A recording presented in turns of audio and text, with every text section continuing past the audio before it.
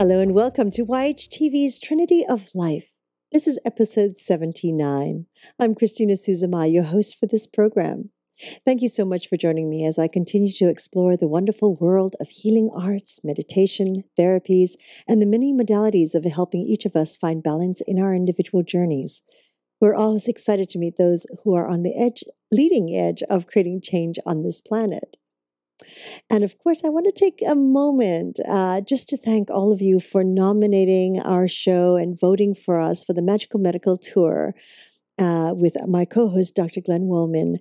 The award ceremony is taking place on January 5th in Las Vegas. So for those of you who might just be around Las Vegas, it would be wonderful to see you and come up and introduce yourselves. Come on by, join us in the fun. I do believe it is at the Rio Resort in Las Vegas. So now on with our show, we're going to have some fun today. Those of you who do a lot of crafts during this time of the year, it's between baking and crafts and the sewing and the beading, etc., creating Christmas cards and gifts. It's time for a little yoga to keep you moving and flowing. Now, at any time during this show, you can feel free to ask questions or make a comment simply by scrolling down on your screen and typing it into the comment box. We promise that we will get those questions and comments over to our wonderful guest and send you the reply.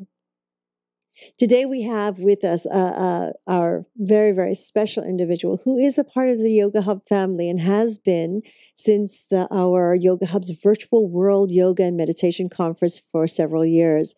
And she's also been a guest on our previous shows as well and has a wonderful blog which we encourage you to follow as well. Our dear friend and family member, Kat Robinson. Hello, Kat. Hello. How are we today? Oh, we are wonderful. You have such Christmas cheer all around you. Yeah, a little festive today. Finally starting to dig our way out of the snow here. Oh, my goodness. We had 15 inches of snow last week. 15 inches? 15 inches, yes. And we usually, if we get anywhere from, 3 to 6 inches, we're thinking, oh my gosh, we've had a blizzard. Well, we had 15 inches in less than 24 hours. So it really threw us for a loop. Wow. Yeah, we were trapped. Really digging yourself out. Yeah, yeah. Or just stay home and do crafts. That's exactly what I did. So, yeah, there wasn't a whole lot more to do. Oh my gosh, that is fascinating. Now, we here, of course, we jump for joy when we have half an inch of rain. Exactly. Yeah, I remember. I lived there for 12 years, and I remember those days of, the drought, and you couldn't water your lawns. Or we have the opposite problem here most of the time. We have too much wet, too much humidity. Oh my gosh! Well, it's all lovely though, isn't it, to have the four seasons where you are? Yes, I love it. Yeah. So, Kat, today, I mean, you are so wonderful. I was creating yoga, and for those individuals out there who don't or would have never thought of yoga at this time of the year. And I'd like to actually, because your background, we've kind of covered your background several times before in the other shows, which I will encourage people to go review. But what you have really sort of made a mark in is your sewing yoga. And it's your sewing yoga DVD. Can you tell us a little bit about your journey with that?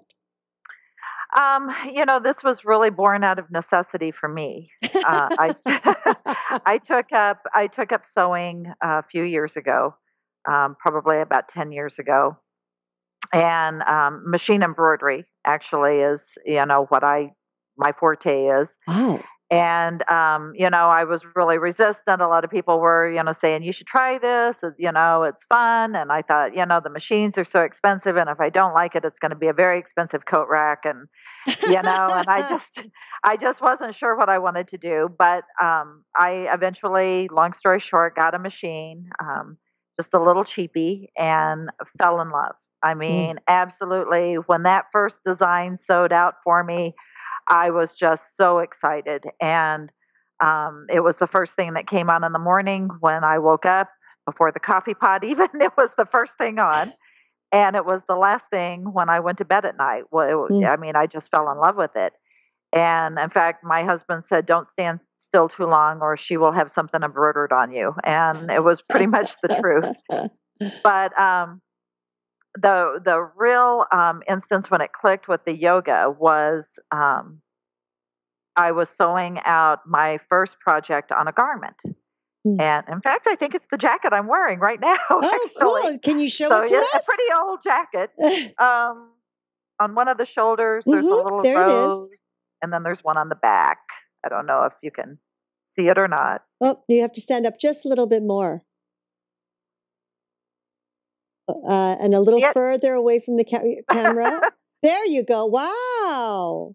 So anyway, that was my first time of sewing anything on an actual garment. And now this would probably take me an hour to put together, but at the time, of course, I was new at it, and it took me a long time to, really make my mark and make sure that I was going to sew it in the right place and had everything and put together. And I was sitting there for several hours doing Mm. this. And one of the things with an embroidery machine is that you do not have to stay with it. You can get up and move around, but it seems like every time you do that, that's when the machine's going to jam or it's, something. So I usually just stay with it, especially this first time when, I didn't want to ruin my jacket. And eventually I'll get to a point that I'm sewing with my nose. I just get closer and closer to that needle and I'm just Mm. fascinated by watching it go up and down. And, and if you talk to other machine embroiderers, I think they would probably say the same thing. But I had a yoga class to teach that evening, and I was so involved in this project. And the Oh, wait a project, minute. I You thought, you had already started yoga. You had already oh been yeah, I was teaching already yoga. teaching. Yes, yes. Okay. Okay. And and I had taken up yoga as a hobby, and ended up creating a business with it. So I was in need of another hobby that wasn't a business, and so this worked. But I had sat there for several hours at this machine, and I was so involved in this project. And I thought, you know what? I think I'm just going to call everybody and cancel class. And I thought, no, I can't do that. I've got to go. I've got to go teach my class. And so when I got up, I literally, and this is not an exaggeration, I literally could not move. My hips were so stiff, and my knees and my back hurt, and my Mm. shoulders hurt from just sitting there for so long. And so I went to stuck myself enough to go change and get to my class. And when I was done with the class, I'm pretty interactive in my yoga classes. I felt so much better. My joints were loosened back up again, and I had more energy, and I just felt so much better, and I could sew longer. So, it was really good. And so I went home and thought, there's got to be something out there, yoga for sewers and so I started trying to actually find a DVD for this and found out that nobody else was doing it.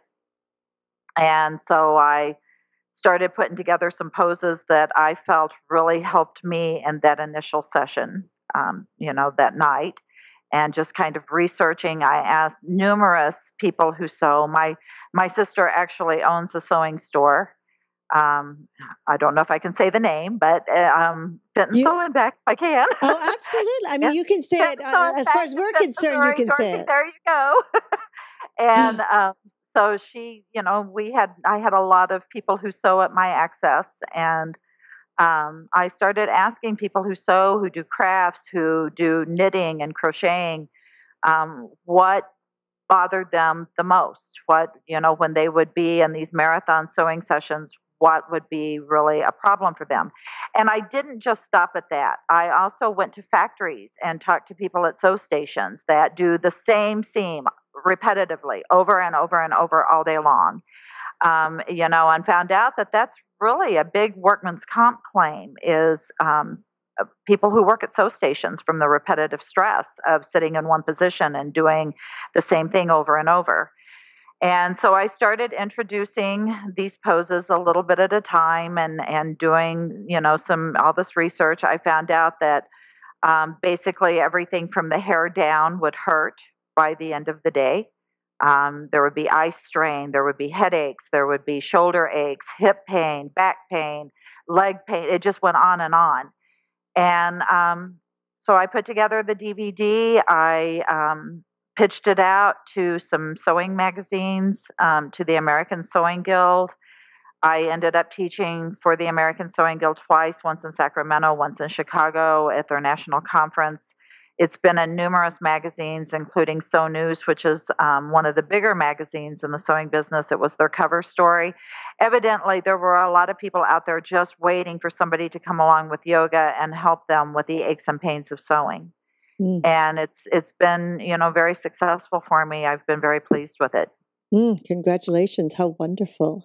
And it helped me. And it helps me tremendously. So that's even, that's a good point too. So So from your sewing hobby, then you created this DVD, and it's gone so far and wide. And it was so interesting when you approached us a couple of weeks ago and said, "Oh, here we go. It's like it's the aches and pains time again. Can we do a show on yoga for crafters?" And I'm like, "Sure, crafters." Yeah. Crafters? What are crafters? Yeah, I mean, like you said, like with beading and things like that, there's so much tension that goes into that. I mean, you're looking at little bitty objects. There's a lot of tension that goes on just from high concentration of making sure that you put things together correctly. I also do other crafts other than sewing, especially now since I've been doing the sewing. I've branched off into other things, but one thing that's very frustrating is when you start getting tired but you're under the gun. You got to get this project done. And then you find out that you made a mistake somewhere along the line. And when you look back, it's, you've got to tear a whole part of it apart to fix that mistake. So this has been a way that it's given me a chance to take some breaks as I'm working, even when I'm under the gun. It affords me the opportunity to be able to stretch without having to actually pull out my yoga mat necessarily. I mean, of course, if you have a yoga mat, pull it out if you want to and do the whole program. But a lot of the sewing yoga program, the DVD, it's done sitting in a chair at your sew station. Good for you. So, a lot of it, you just don't even have to get up. You can just, stretch and work right there at your work table. Wonderful. Absolutely wonderful. So, Kat, anytime you're ready, maybe we can touch on some points of crafters and what begins to happen. I mean, you very specifically with sewing, you just explained all the tensions and all. And when we were in a discussion the other day, you had mentioned people like who sit on the floors for hours because you need a larger space.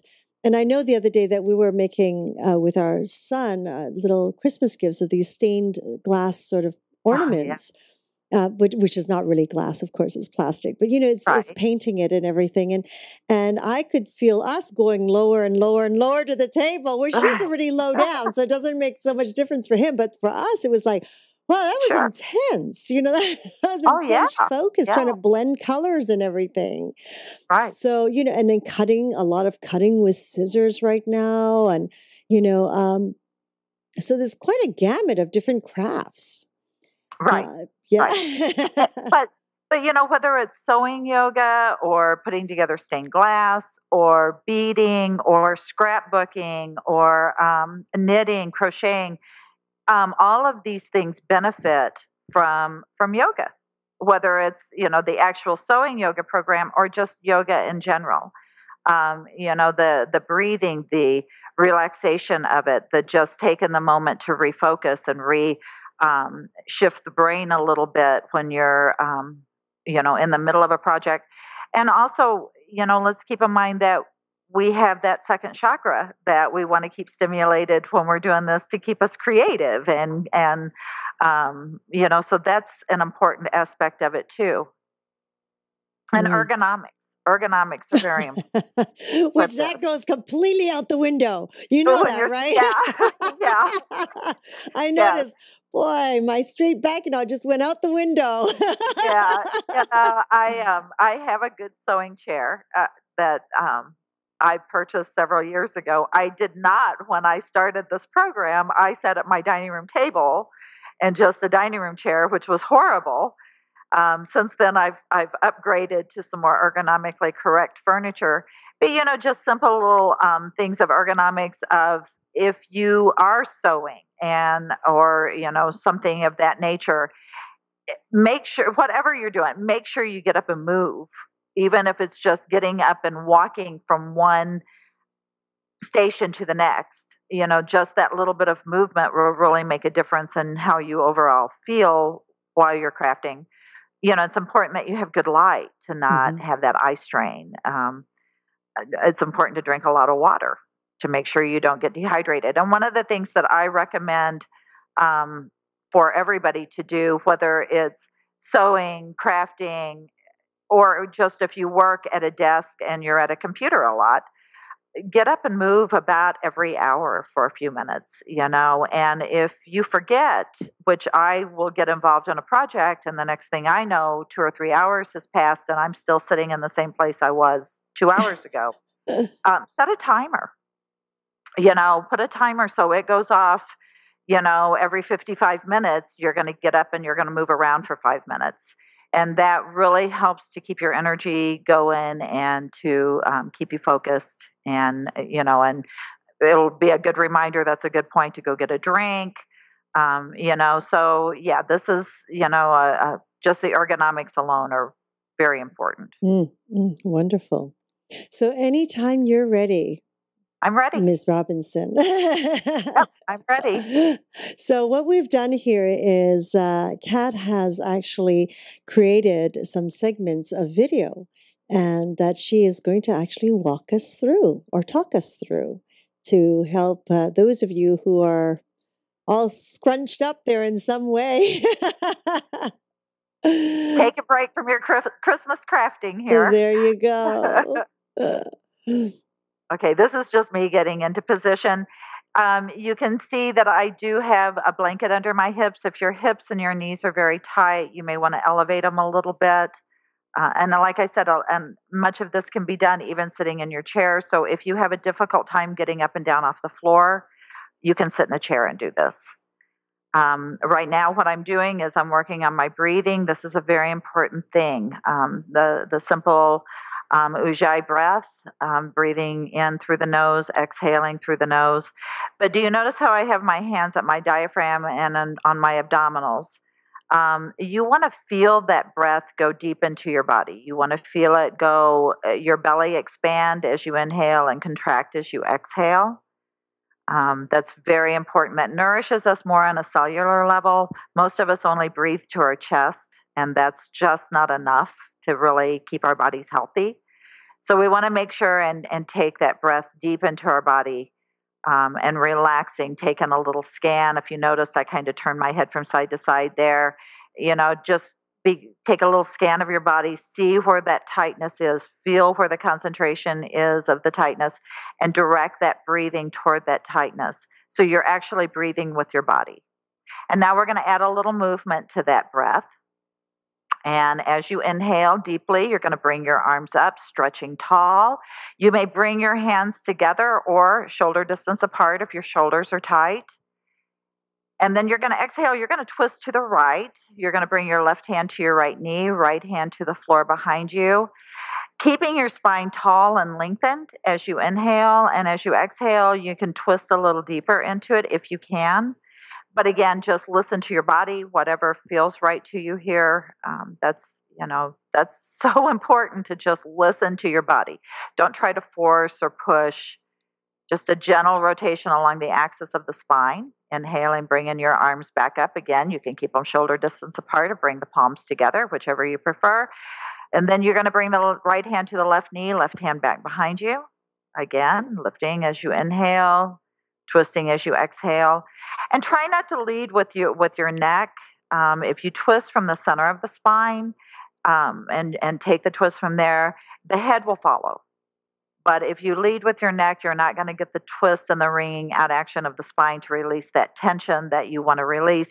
This is also good for just decompressing the spine, which gets compacted while we're sitting and, brings us out of our lower back a little bit. Inhaling, coming back up to center. And exhaling, bringing your hands down at your side. And you want to continue to inhale and exhale throughout the poses. Okay, now we're going to inhale that right arm up. We're going to slide the left hand out about 6 inches and extend over to the left. Take your gaze up past your arm if you can. Notice how I lift my hip there.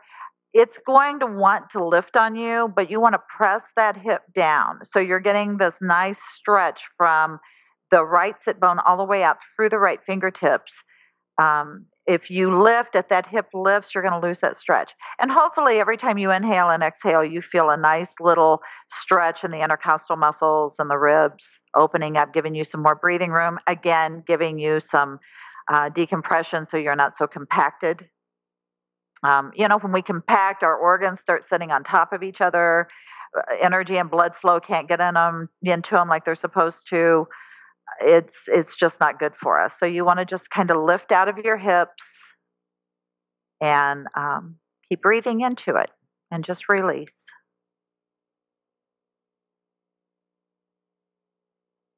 And any moment, we're going to inhale up. I look like a statue. My husband told me that. Go ahead and inhale up, and then exhale, bring your hand down at your side. We're going to inhale both arms up this time, and we're going to bring them out at shoulder level. Really stretch out, make fists, and then you're going to bring your right arm straight across your chest.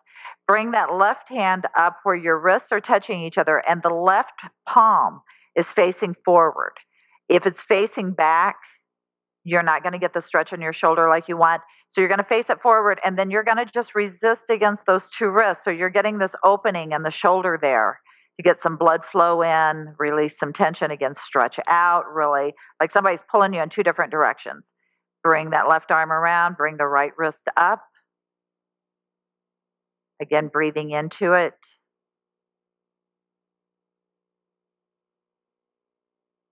And stay relaxed. Keep the shoulders relaxed down. There's no range. I mean, you don't want to worry about your range with this. There's no, you've got to bring it all the way across. If you have a hard time doing that, just go as far as you can.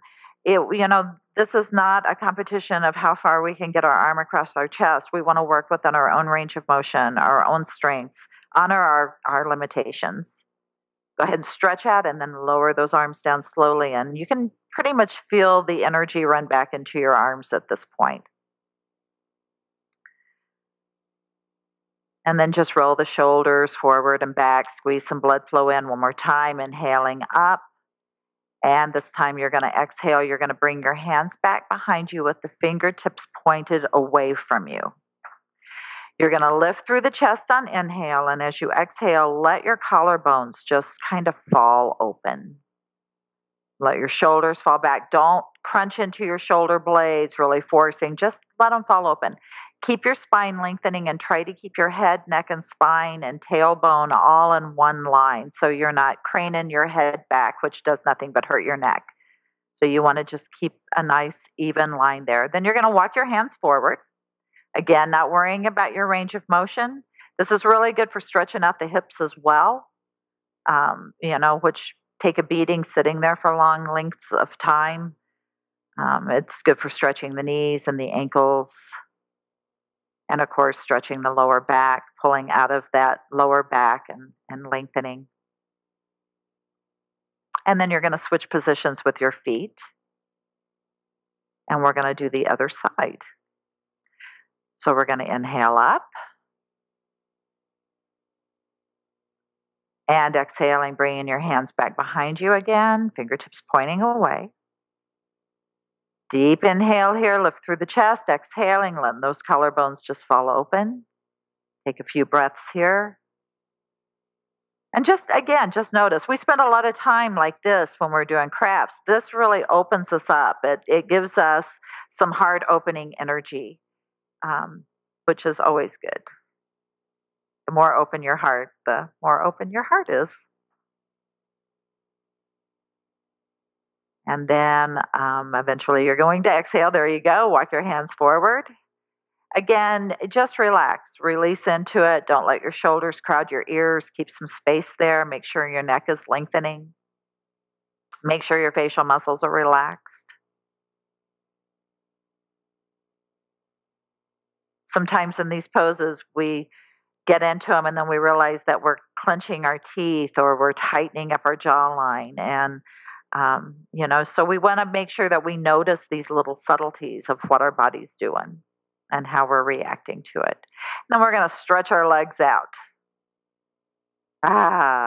Pull one knee in. Take a few moments there. Press out through the heel of the other foot. Make sure that the other foot is flexed. Pull in the left knee now. Again, extending out through that right heel. Make sure the right foot is flexed. Breathing into it. And then coming back into that cross-legged seat. And now we're going to do some work into the upper arms. We're going to come into eagle arms. You're going to bring your right elbow over your left. Keep your elbows at shoulder level. And then you're going to inhale, lift those elbows, and exhale, release them back down. Inhaling, lifting up. Exhaling, releasing down. And just kind of get a flow going with your breathing there. This is like a little mini massage for your shoulders. And, and I have my hands clasped together. I have students who can't come close to that. If you need to grab the wrist or the forearm, whatever you need to do there, the idea is not necessarily to get the hands together. Now we're going to bring the left over the right to the other side. It's not necessary to bring the hands together as much as we want to get that stretch in the shoulders. And this is a really good way to do that. This opens up the upper back, the neck, all those muscles that tend to really cramp up on us and tense up on us.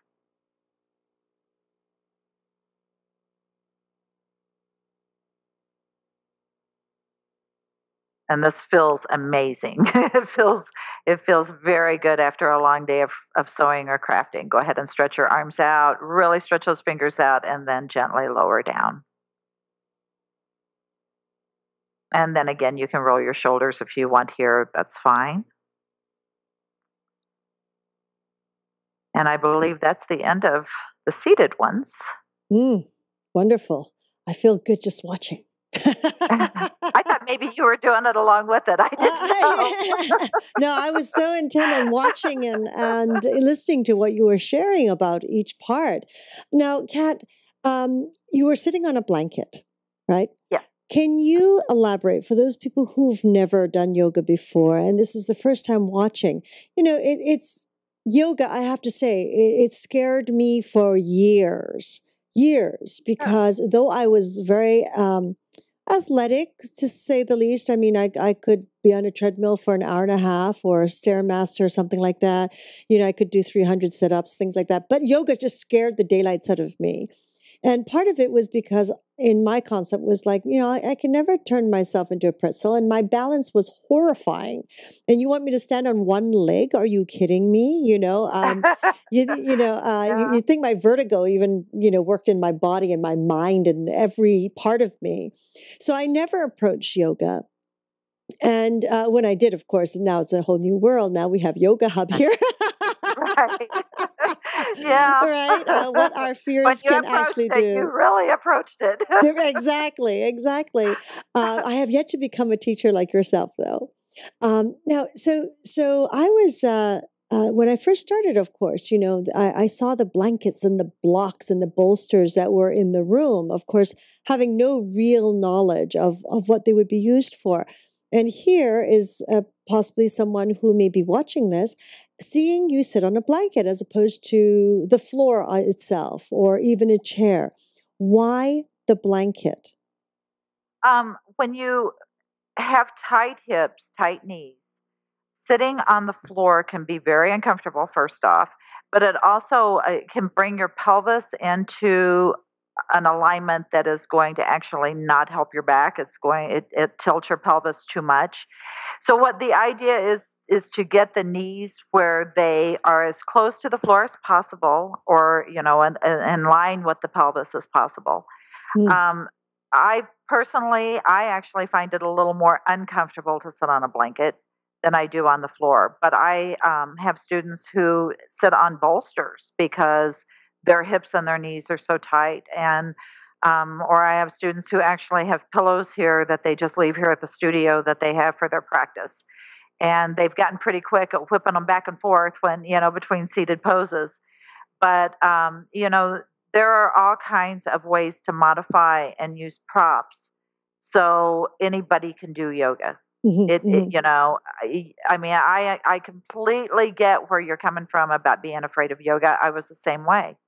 I just didn't think that I could get myself into the positions that they show in magazines. And I just want to assure people that that's actually, kind of false advertising there about what yoga is. Yoga is a work from where you are exercise. If you cannot get down on the floor, you can still do yoga. Mm-hmm. You just sit in a chair and do it. And I have several students who sit in chairs and do yoga. I've had several people who have attended my classes at these conferences that say, I do yoga regularly, but starting out in the chair was really beneficial because usually I'm so tight when I get to class, it's hard for me to get up and down on the floor. So that's why I was showing with a blanket. So, even with that, it may not be enough. You may need to elevate your hips even a little bit more. But there's always ways of modification. There's always ways of helping with props to help you with poses. And there are some poses that just may not work for you. Mm-hmm. And I always advise my students that if a pose does not feel right, it probably isn't.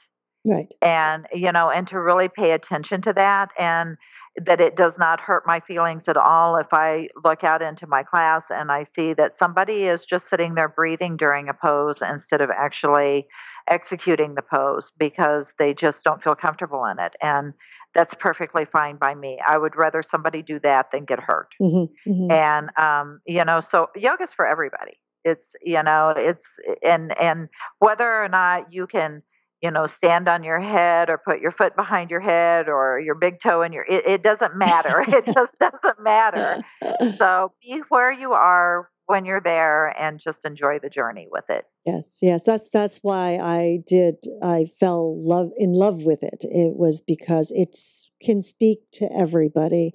If That's you right. have the right instructor to guide you through it, and it sounds like you're a wonderful instructor, and that means, honoring one's body. And so, and what I've also found is you might start up with a very high bolster, working your way as those muscles. It's like elastic Open. bands as they start to Sure. stretch and as they start to Sure. get limber, which they do, they really Mhm. do. The next thing After you a while, know they that open you up. don't need it. You don't need the blanket Right. under yourself Right. anymore. And if it doesn't work out that way, if you always need it, it's Yeah, okay. that's right. I mean, it just doesn't matter. What matters is that you're breathing, you're conscious, you're body aware, and it feels right to you. Not to say that sometimes muscle stretching it's not always comfortable. Sometimes it's quite uncomfortable, Mm-hmm. and so we refer to that as sensation. And sometimes, I get that thrown back at me of, oh no, it's sensation, it's not pain. But the difference is if you're say you're in a yoga pose and the muscles or your hamstring muscles or behind your legs are just really stretching and speaking to you, which they very commonly do with a lot of people. And, they're just screaming at you. Well, you come out of the pose and you feel this release. That's sensation. If you're in a pose and the muscles are screaming at you and you come out of the pose and 10 minutes later you're still having that screaming happen, or an hour later or 2 hours later, now we're into pain, and that is not what we want. That is not our goal with yoga. The goal with yoga is to make your body feel better, not worse. So Mm.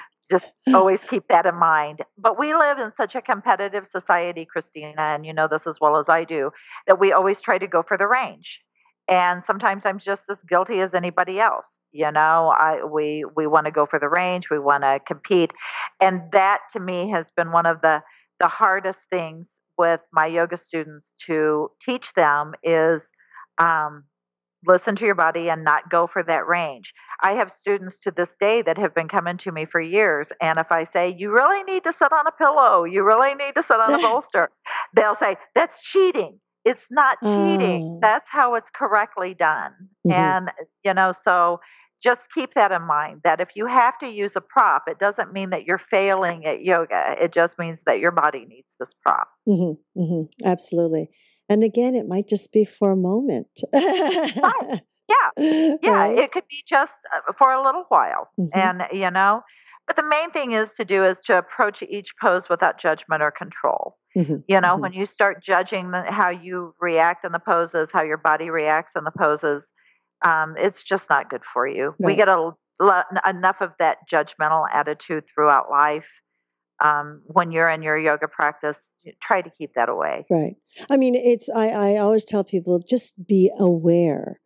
Be That's right. aware of the sensations, honor the sensations as opposed to the other way around, which is not Right. proactive at all. No.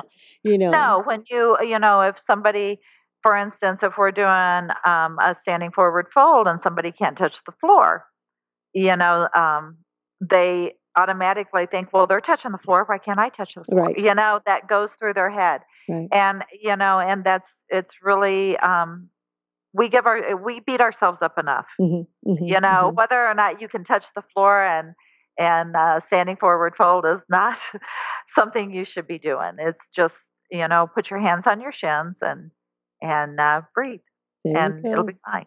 Wonderful, wonderful. So, shall we move on to the next clip? Sure, sure. The next clip is some standing poses. Just a few of those that I threw in here. Basically, this is Tadasana. This is standing in alignment. I want you to really check your feet. Make sure that you're feeling your feet evenly on all four sides. Toes are together, heels are about an inch apart, but you can separate your feet if you need to, but no more than hip distance apart. Now we're in Samastiti, which brings the palms forward, pulls the shoulders back, rolls them down, just coming into alignment. Bringing our hands into prayer position and stepping our feet apart. Now, for this, it takes a little balance. You have to engage those abdominal muscles a little bit to hold yourself up nice and tall. You notice I turn my left foot toward the end of my mat. Right foot is lined up with the arch, lined up with the heel of my left foot. I brought my arms straight out from my shoulders. This is Warrior 2, Virabhadrasana 2. You're going to bend your front knee. It's going to come no farther than right over your ankle. And you're going to look out over the third fingernail of your left hand. And really stretch those arms out like somebody's pulling you in two different directions. The little toe side of your right foot is pressing firmly into the mat. If it lifts off the floor, you're going to lose that stretch. So you want to have this nice line of energy running down that right leg. And lift through the chest, lengthen up through the crown of the head. I threw this pose in here because this is, number one, it's just a good grounding, focusing pose. It stretches the arms a little more, shoulders a little more, also stretches the hips. But another thing that Virabhadrasana 2 does is it stimulates that second chakra. So it gets those creative juices kind of stimulated and helps to balance them out. There's been times that I've been needing to make something for somebody and I just completely draw a blank. It's like I just don't even know where to begin on this or what I'm going to do. Sometimes just taking a few minutes to do something like this that will start opening your body, you'll have those creative juices start flowing a little bit.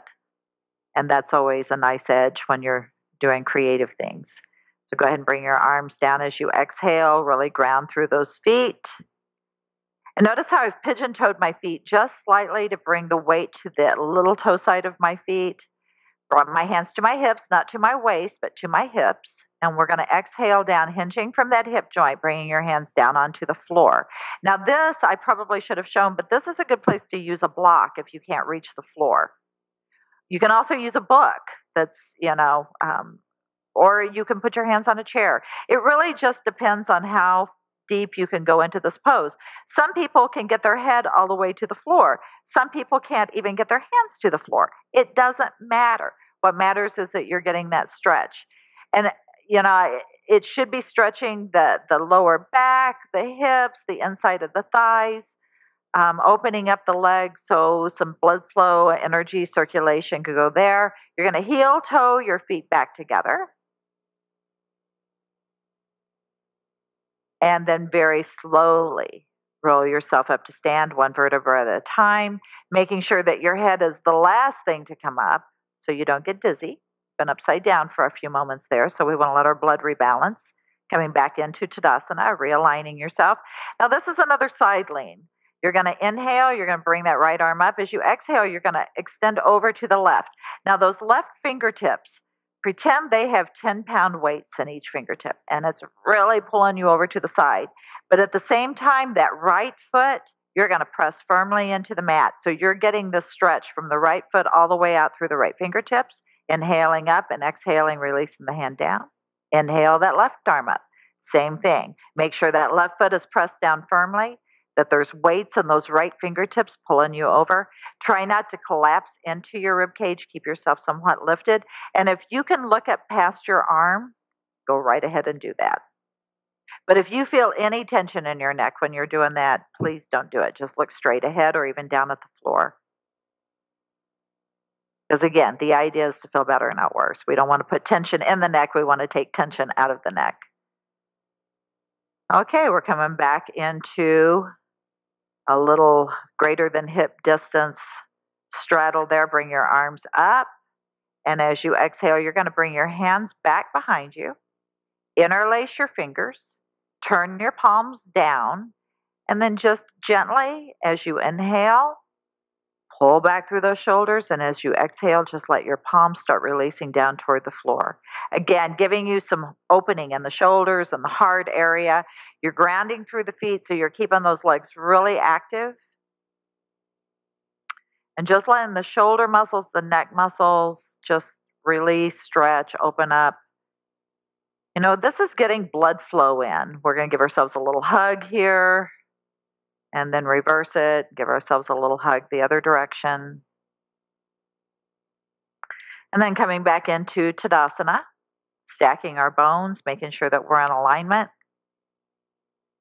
And now here's some balancing pose I believe is coming up, which is just for fun. People think I'm crazy because I think balancing poses are just for fun. But, you know, it's good to balance. This is a modified, very modified dancer pose. But we spend a lot of time sitting, and this kind of stretches the hip joint back a little bit, opening up, stretching through the knee. So you're going to hold on to that right foot with your right hand and then bring your left arm up. Try to keep your knees as even with each other as possible. And just stretch into it. It opens the shoulder back. It also opens, like I said, the knees and the hips. And it gives you a little balance to just kind of play with and have fun with. And I always like throwing in a balancing pose in every class, no matter what it is, just because it takes us back to when we're 8 years old and we're hopping around on one foot and we're playing and we're feeling energetic and playful. And it's also, you know, a good stretch. And then release down, making sure you're back into Tadasana. Shake your knees. Coming into prayer position. Now, prayer pose here, let's just talk about that. That is a great stretch for the wrists. If you do a lot of crocheting, knitting, hand stitching, beading, scrapbooking, and then, you know, rotating your fists around, making fists and just rotating them around in both directions. And then taking a hold of your right hand with the left and then left hand with the right, just gently opening up those wrist joints, wiggling the fingers, stretching the fingers. These are all really good things to do for handwork. And this also works if you're at a computer a lot. You've got, you know, keyboard hands. It works very good for that. Wonderful. Ooh, I like those hand stretches. Yeah.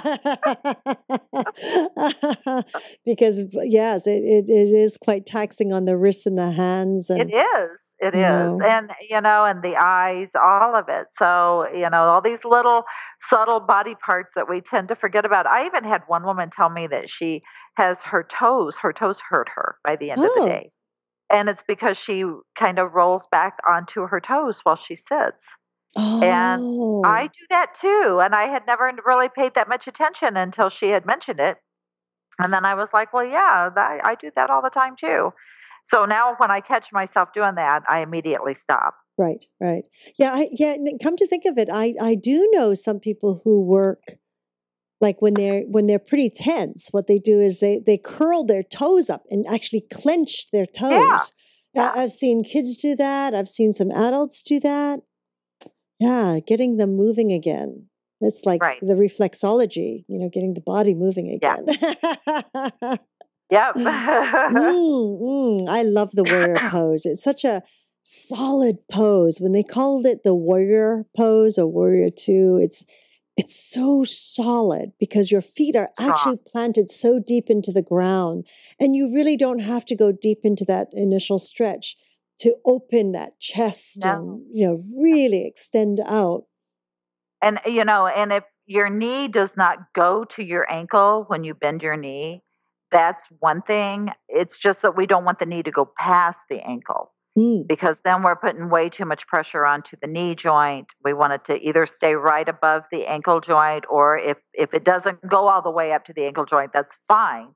But we want it to have that symmetry from the ankle to the knee and not be pushing forward. So, And and how would one increase that stretch then? if you're not feeling enough of a stretch, and rather than pushing the front knee forward, extend back through that back foot. Push it back a little farther, and then you'll get more of a stretch. Hmm. My Hmm. husband has a very mean warrior two pose. He can he can just sink right down into it. I mean, it's just some people and that's just right there. Some people have their poses that just work in their bodies, and for some Hmm. Hmm. people, warrior two can be quite difficult. Right. I find it to be a rather simple pose, but some people really, their arms, give out on them after a few breaths. It is a strong pose. Yes. And it does build tremendous confidence as well mentally. I mean, it's because it's just so empowering and stimulates a lot of good chakras there. But Hmm. the focus on this was to stimulate that second chakra, which it strongly does. Yeah. And also, it gives you some grounding through the root chakra, so um, helps you just reground and refocus. Hmm. Hmm. Absolutely. Absolutely. Yeah. The strong poses just to get that Kundalini energy moving. It's That's wonderful. right. Right. Hmm. Wonderful. Well, you see, and that's another beautiful thing about yoga is there is no, I always say there is no end to the pose. Right. You can get deeper and deeper, and there are so many minute stages and adjustments that it just until you become what you see on the magazines. Really, Right. I mean, I've seen. And you may never get there. You may never get You there, may never get but there. you may get And there in certain poses, though. right. Right. Which In is very certain interesting. poses, you may have that strong, you may have a strong, say for instance, warrior two. But it really throw the magazines away. I mean, don't throw them Yeah, away, but yeah, don't base your practice on what you're seeing in magazines. Many of those people that are in magazines have been doing this their entire life. right. And if you're, for instance, some of the people who have came to the sewing yoga class at the American Sewing Guild conference, that was their first experience with yoga, and some of them were in their 70s or older. Mm, And so you can't judge right. how you work in the poses. You just and every day you wake up differently. That's Every right. moment, That's right. we're different. And so I often remind my students when I can kind of tell from my regular students when they come into class, and are we going to do, for instance, warrior two, are we going to do that again today? Well, yes, we have done warrior two 1,000,001 times in my classes, but it's the first time we've done it today. Mm, mm. And I always try to remind them that. And sometimes they will come in and go, boy, that was really hard today. And then the next day they come in and go, are we, this is just such a simple pose. So we're different every single moment. Mhm. What is good for us one day may not be good for us the next day. Absolutely. Absolutely. Okay, so as the clock ticks by, I think we better get to your third segment Okay, here. we get our third one here. I can talk all day on this, Oh, it's so. wonderful. Wonderful. Oh, we're on the Okay, this is floor. our realignment segment, how we will end our class. And we're going to go into half seated forward fold. So we're going to pull that right foot back, extend the left leg out. And you notice there I just pulled a strap away. We're going to inhale, bring our arms up, exhale, extending out, grasping wherever is comfortable. If you cannot reach your foot, put that strap around your foot and hold it in place. A belt works, a necktie. It doesn't have to be a yoga strap necessarily, just something that's going to make up that difference. Take your gaze to your big toe or beyond, so you're keeping your spine in alignment and not rounding over. You want to fold like a piece of paper. So you're hinging from that hip joint. So that's an important part of this. So many times we want to bend from the waist, but our waist articulates. It doesn't really have it won't bend like that. So we want to bend from the hip joint. Exhaling, releasing down, switching sides. Pulling in the right foot, extending the left leg out. Inhaling up. And exhaling again, extending out, grasping wherever is comfortable for you. Using your strap if you need to.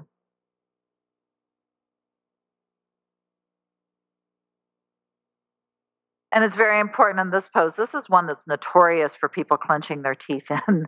So you want to make sure that you're not clenching your teeth, that you're keeping the facial muscles relaxed.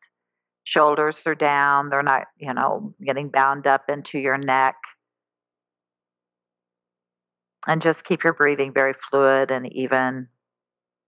Again, taking that gaze forward so you're lengthening through the spine.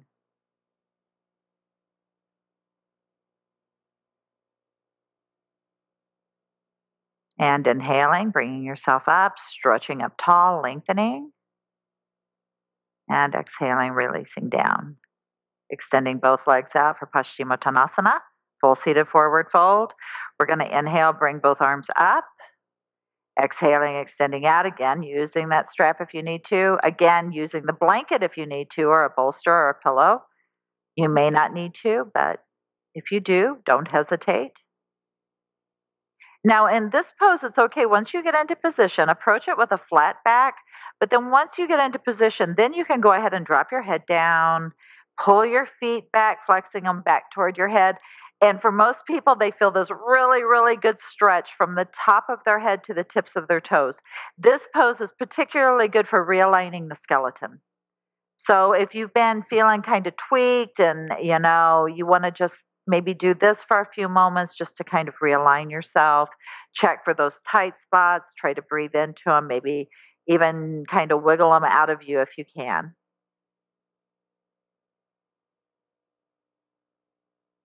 And I think feels so good. I don't want to come out of it. I'm just sitting there. Go ahead and inhale up and exhaling, releasing your hands down. And then we're just going to lie down onto the floor. Move your blanket out of the way.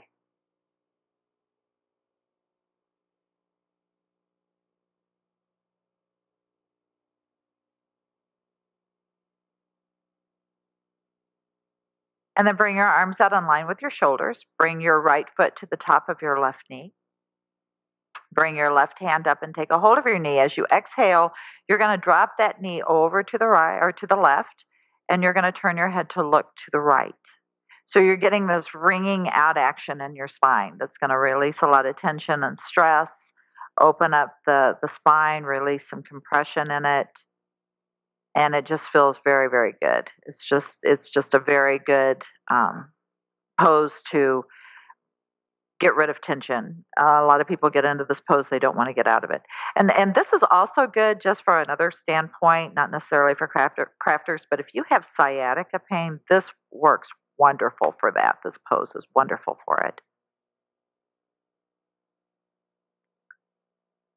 And just make sure you keep breathing. Go ahead and inhale up. Exhaling, release. And we'll do the other side, bringing the left foot to the top of the right knee.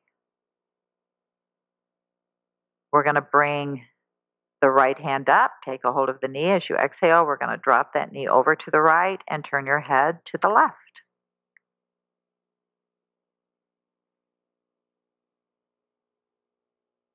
And again, just keep that breath moving. It doesn't matter if your knee goes all the way to the floor. Mine obviously doesn't. Again, it's very important that you honor your own range of motion. This is never, ever, ever about range, ever. So, just forget that mindset of, oh, I've got to go as deep as I can. It's wonderful to go to your edge. You want to do that, but you don't want to fall off the cliff. You want to just stay within your own range of motion. And again, this is just a submissive pose. You want to just relax in it. Go ahead and inhale, coming up, and exhale, release. Pull both knees into your chest. And then if you notice, I'm just kind of rotating my knees counterclockwise. This gives a really nice little release in the lower back. It's a good massage for the sacrum and the lower back, getting rid of tension. And then after about 8 times of doing that, you're going to reverse it and go clockwise. Breathing, inhaling, and exhaling as you do it. Very relaxed, nothing strenuous. And then go ahead and release your legs out. Bring your feet a little greater than hip distance apart and let them just fall open. If you have a problem with your lower back of laying flat on the floor, you can take a pillow or a blanket, roll up the blanket, or take a pillow, put under your knees, and that will keep your lower back from arching up and putting more pressure on it. So I personally don't have a problem doing that, but many people do. It's a very, very common problem. So once you're there, you're just going to bring your hands out in line with your hips, probably 12 to 18 inches out at the side with the palms up. You're going to let your eyes fall back into the sockets. And then you're going to draw your awareness down to your feet and relax your feet. Relax your ankles. Relax your shins and your calves. Relax your kneecaps and the backs of your knees. Relax your thighs and the backs of your thighs. Relax your buttocks and your pelvic floor. Relax your abdomen and your lower back. Relax your chest and your upper back. Relax your shoulders. Relax your arms. Relax your hands and your fingers. Relax your throat and the back of your neck. Relax your face, your jawline, your mouth. Relax your eyes and the space between your eyes. Relax your forehead and your temples. Relax your scalp and your skull, and relax the crown of your head. Just relax. And that will take you to the end of Yoga for Crafters. And you can lay there as long as you like. You don't have to get up after 2 or 3 minutes. If you're still comfortable there, 15 minutes later, you just lay there. That's a pose that's just good to stay in sometimes. That's I have students that say this is the only reason why I come to yoga is to get to this point. I could remember one of my first experiences with yoga. A friend and I, we both were going like crazy and we both fell asleep during Oh, yeah. that. I I've suppose. had people snore. That's exactly what we did. Yes, we did. And we woke ourselves up because we started snoring because everything becomes Or so relaxed. they'll wake up and realize that everybody else is already sitting up and Yeah. they're, we missed something.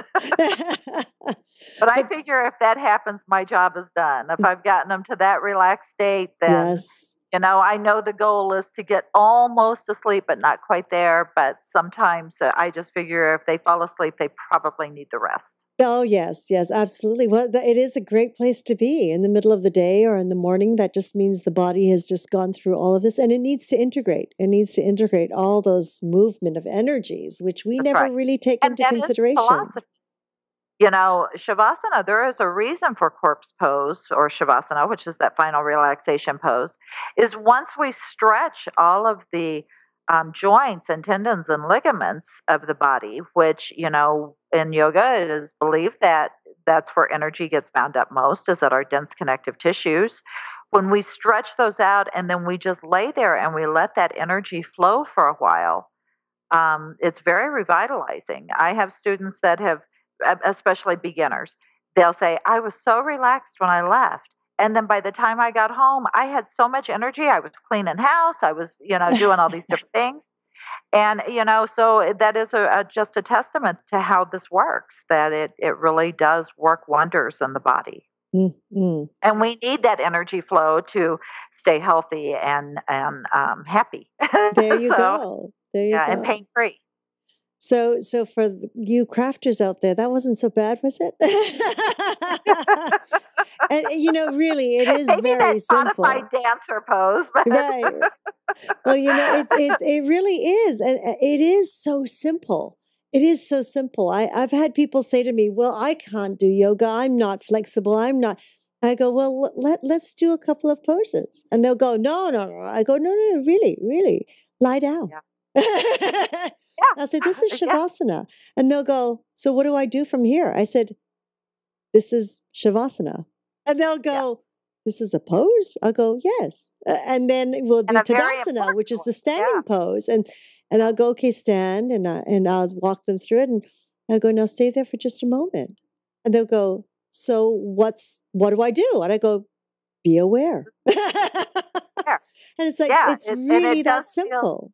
when they really get it, they really notice how wonderful it feels to stand in correct alignment Oh yes, or to be able to fully relax in shavasana. yes, yes, It's those are both of them are very important poses. You absolutely. know, um, like I said, you just don't have to do the extreme. I mean, those are fun. They're fun to try to do. They're fun to look at. I mean, they're fun poses, but they're certainly not Right. necessary. Well, You know, I really loved and appreciated what you showed us with the eagle pose when when you wrapped your arms around because the arms. I've Uh-huh. only done that as a standing balancer. Uh-huh. When Yeah. your legs are wrapped around, your arms are wrapped around each other, and to see you do it sitting, I thought that's excellent. That I Yeah. never even crossed my And mind to do that. you can actually bring the legs into it too in a seated pose by bringing the heels up by the hips, Mm. crossing them over and stacking your knees, and that brings your legs That's to right. almost like cow's head pose, or I guess sometimes it's called lightning bolt. Hmm. But it's you can bring the legs into that too. There's Um, really no end. there isn't. There's There really is no no end. end.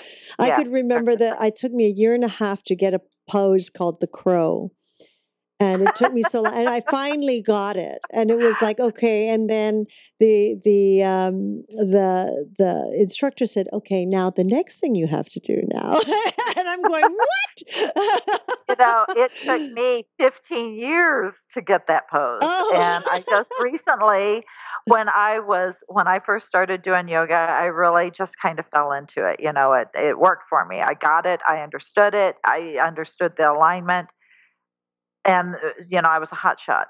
I was, well, it humbled me quite a bit. I had crow pose introduced to me, and I thought, oh, piece of cake, I can do this. Well, I nearly broke my nose. Oh I fell no. forward, and I thought I'd lost some teeth, and I thought I could Oh have broken both no. wrists. What am I doing here? This was crazy. And so I avoided it for a very long time. And Interesting. then just recently, I did it. Mm, And now it's one of my favorites. And, and I've been introducing some of my more advanced students to it. And, they're having fun with it. great. We make sure we have a pillow under our face, though. That's So if good. we do fall forward, we have a soft Yes. place to land. Right, So, right, right. Great idea. And also, it doesn't make it look that far away. The floor right, comes closer when there's a nice pillow in right. front of you, too. So it takes away that fear of tilting, you know? Yeah, and that really truly was what was holding me back was because of, rushing my first experience with it, which, this is a good lesson in itself. You can't rush things. You Mm, have to, do them when you're ready. And because I was rushing it and thinking, oh, this isn't going to be hard to do, I can just do this, blah, blah, blah, blah, blah. And yes. then instead of slowly taking my time with it, I just hopped my knees up there and just just Oh, fell. And so I was fear driven for a long time. And, and I would try it occasionally and it still wasn't working for me. So I'd put it back down. And then recently it just worked. And so now I'm having a blast with it. yeah. Isn't that So, amazing when you finally get the pose? It's almost like your body remembers that balance. yeah, And yeah, to me, it's spectacular. And it could be something as simple as, the pose your standing pose that you had, your balancer that you had in this, where yeah, you just brought the leg back, or you could bring the leg forward into your chest, or even right. hold on to the chair. And next thing you know, you Sure. start letting go of Yeah, that and that chair. that is absolutely true. I don't know if you can see it behind me, but I have a ballet bar in my Hmm. studio, and we use that quite often to work on our balance and or the backs of hold on to the backs of chairs. But if you use a chair, make sure it's going to be one that's going to be heavy enough that you're not going to turn the Topple chair over. over. A kitchen counter works really, really well for working on balance. And one of the things that I've learned with balance poses is, some days we're just off. Some days we Hmm. just, some days we stick it, and then the next day we can't get it for nothing, or we'll have one side that works great and the other side doesn't. If that happens, if you have by chance a day that you're trying to do, tree pose or any of the balancing poses, and it's just not working, I find it's better to just walk away from it at that point, because if you continue to try and it's not Mm, working for you, you're going to become frustrated. And the more frustrated you become, the more out of balance you become. right. So, sometimes it's just best to, just walk away and try it another day. And, and that's kind of a good philosophy for life. Absolutely. Oh, If yes. something's not working one day, you may just want to try it tomorrow and take a break. Right. Take a So, breather. It's okay. Check take a out for a breather. minute. Yeah, take a breather. Yep, roll your shoulders, wiggle your wrists, take a breather. Yes, yes, absolutely. No, that's a great piece of advice. I think yoga is it's really such a metaphor for how we live life and how we move through life and about creating balance. And some days it's just not as easy as other days, and we just keep moving. Right. Yes. And if we've had a life event, I even find that weather conditions can Oh, yes. really, mess with our balance and with, that aspect of our life. That if, Hmm. for instance, if we have a lot of rain, and, that's a good time to really ground yourself, and, or if it's snowing outside like it was last week here, you might want to, do some sun salutations to really heat up the body and to, warm yourself. So, a lot of things play factors in how these, poses are going to work for you at any given moment. Hmm. Hmm. Well, thank you, Kat. This has just been a Thank really wonderful hour you. of immersed in the knowledge of yoga, especially for people who've never tried it, those people who need it most. Yeah. Yeah. And hopefully it has helped to entice crafters, another niche market Yeah. of coming in and experimenting and Yeah. experiencing. Yeah. So, hopefully that's the case. That hopefully it teaches people that they don't have to be afraid of this, and that it is good for you, and it's good for you at any age, Oh, or absolutely. everybody. Yes. Yoga is good for everybody. Yes, So, yes. And for those of you who think you're too old to start it, well, you can watch no, our you're Trinity of Life program with Phyllis Suze, who started yoga at 84. yeah. And she is I now have at 90 doing the peacock. So I have students that are, in their 80s that have just started, wonderful. and I see that, and I just hope I have the courage to try something new at that age. That in itself is just, to me, it speaks volumes Hmm. of of their life and their personality. So when you can take up something new like this that may challenge you physically and mentally and emotionally, but they have been the best teachers to me, that, Absolutely. that they're just not going to get worried or hung up on anything. They're just going to have fun. Right. And so, yeah, I that works agree. real. Well, thank you so much, Kat Robinson, for Thank taking the you. time to share with us your expertise. And we look Thank you. forward to the next one. I wonder who it's going to be for. I don't know. That's the next thing you have to work on. I guess so, huh? Thank I you don't know. so much. It's been really wonderful. And of course, thank you to Segovia Smith and the Yoga Hub team for making this moment possible, and to each and every one of you for joining us in this new platform of education and information. We're always grateful for your continuous support and look forward to hearing your feedback on how we can serve you better. We invite you to join us live on Tuesdays for Magical Medical Tour at 10:30 a.m. Pacific, 1:30 p.m. Eastern. Wednesdays for Trinity of Life at 11 a.m. Pacific, 2 p.m. Eastern. Followed every other week with Flowing into Awareness with Anatara. And be sure to look out for our new slate of shows for 2014. And we invite you also to review some of Kat Robinson's previous episodes, episode 20 on tick-borne illnesses, which is that's quite a deep topic there, as we find more and more people are being affected by this. And of course, episode 62, Yoga and Parkinson's. If you'd like to connect with Kat Robinson, you can do so through her website, activecatyoga.com. activecatyoga.com. And of course, be sure to follow her blogs here on Yoga Hub. Once again, we invite you to give us a call and share your feedback and comments, and would love some suggestions from you. Give us a call at 818-LETS-TALK. 818-LETS-TALK. Until next time, we wish you a wonderful, safe, loving holiday season, and we look forward to seeing you again. Namaste.